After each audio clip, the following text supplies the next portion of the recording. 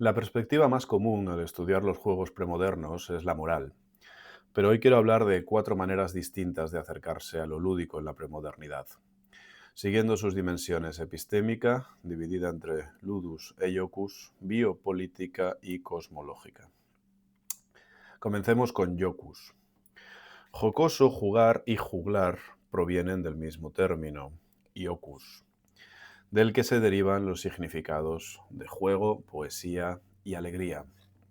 De su diminutivo, ioculus, que significa pequeño placer o juego, se deriva iocularis, que deviene juglar en castellano, xograr en gallego-portugués, jongleur en el norte de Francia, glocker en Alemania, juggler en Inglaterra, joglar en Cataluña y la Provenza. Esta conexión originaria entre jugar, entretener mediante la palabra rimada y estar alegre se ha perdido en el campo de la literatura, donde se entiende la poesía desde presupuestos modernos. A grandes rasgos, esto es consecuencia de tres fenómenos.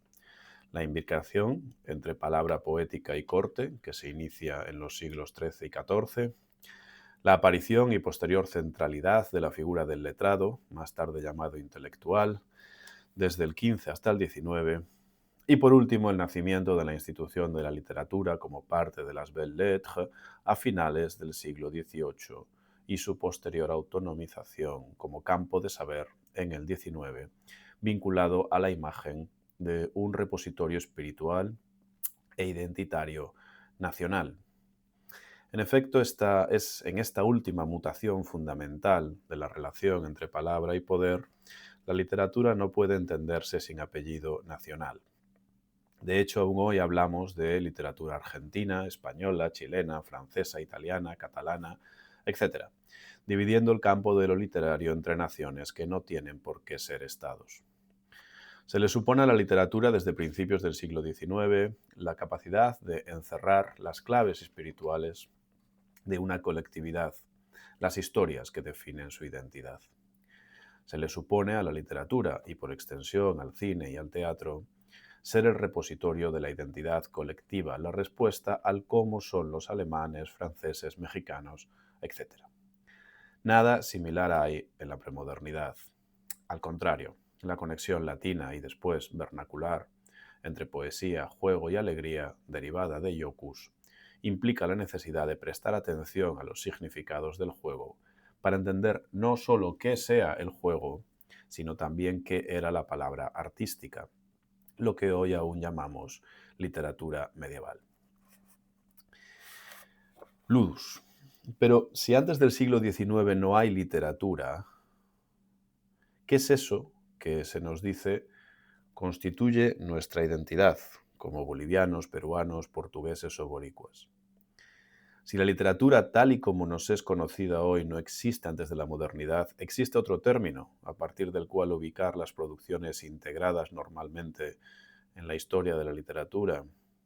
¿Qué término vehicula los sentidos que a partir del siglo XVIII denota y connota la literatura? De nuevo hallamos el juego, pero ahora no como iocus, sino como ludus.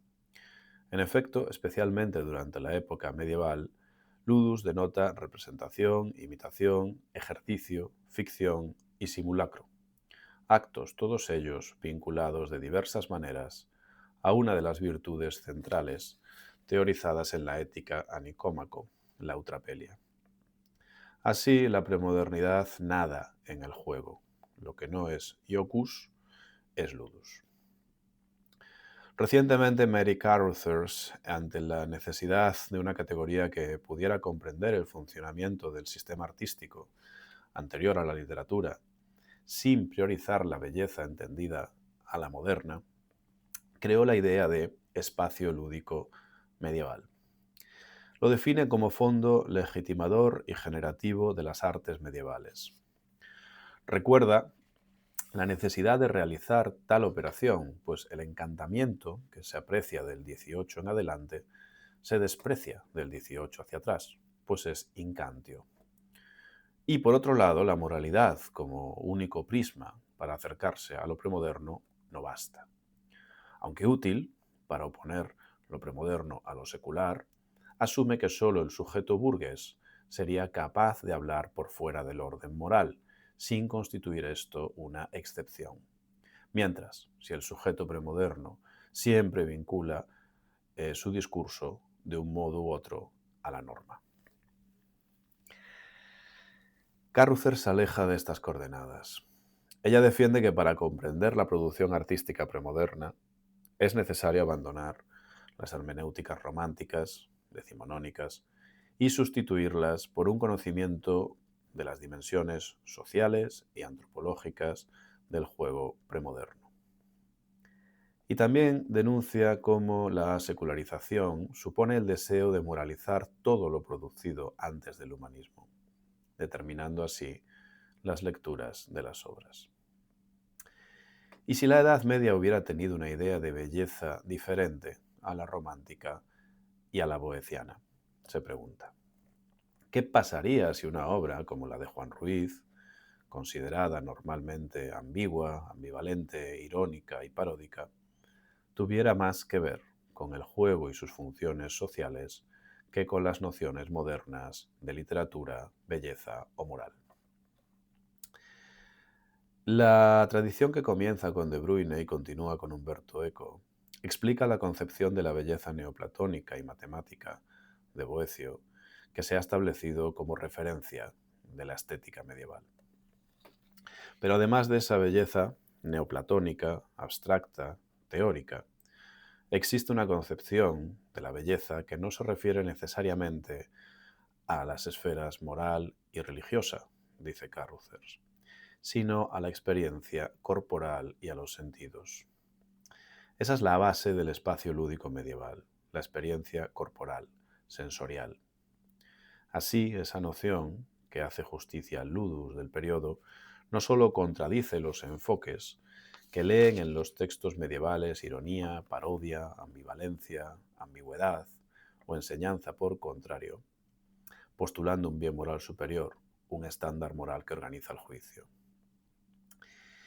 Lo que desde la literatura se lee como carencia, la ironía es carencia de cierre literal, la ambigüedad, carencia de significado claro, la enseñanza, por contrario, carencia de admonición directa, desde el ludus se lee propositivamente.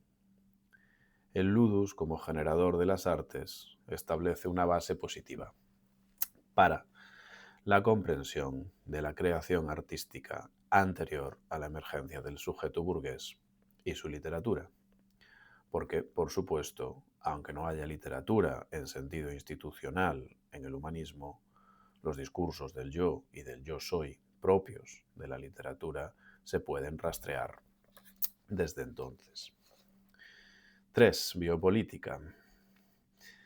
Durante el periodo anterior a la aparición del deporte, que florece a finales del 18, el juego connota exceso. Hay reglas, sí, pero huelen a pautas. Hay espacios más o menos apropiados para la competición, pero cualquier lugar donde haya voluntad de pugna o de diversión puede ser instrumentalizado para tal uso. Hay momentos más habituales para el esparcimiento y el recreo, pero aún los relojes no han colonizado la psique ni el físico. En una palabra, hay juego sin deporte. Pero es juego no en ausencia del deporte que estará por llegar, sino sin la misma concepción de qué cosa sea o pueda ser el deporte. Es necesario evitar la teleología. No actuamos y pensamos hoy en relación al siglo XXII. Nuestros abuelos no vivieron en función del Internet que se inventaría más tarde. Los 90 no son la época anterior a las redes sociales. Muy al contrario, son la época posterior a los 80. Vivimos sabiendo qué pasó, o al menos creyendo saberlo, no en función de lo que pasará. Y esto debe aplicarse al estudio del pasado, evitando postular una historia del juego premoderno que apuntaría, señalaría o anticiparía el deporte moderno, o peor, acercándose al juego premoderno con las categorías heredadas del deporte moderno. ¿Cómo distinguir juego premoderno y deporte moderno. La modernidad introduce la disminución de la violencia permitida, normas y prácticas codificadas cuyo respeto por parte de los jugadores es necesario, borrado de las diferencias que atraviesan y organizan el mundo social y una separación temporal y espacial de la actividad lúdica.